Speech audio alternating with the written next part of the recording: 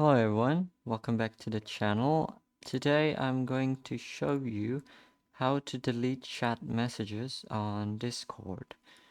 Normally, to delete a message, you would click on the three dot icon here and you pressed on delete message, right?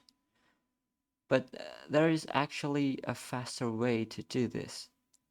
If you press on your shift button on your keyboard, there's a new menu will pop up and you can click on this trash icon to delete a message faster.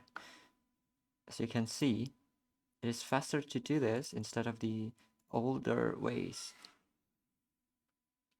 Additionally, if you want to clear the whole chat history, you can just clone the channel. You can press the duplicate channel and make a new one with the same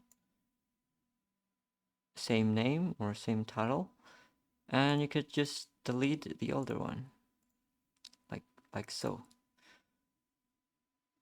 That's it.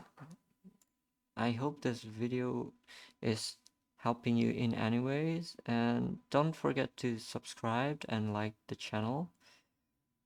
See you in the next video. Bye.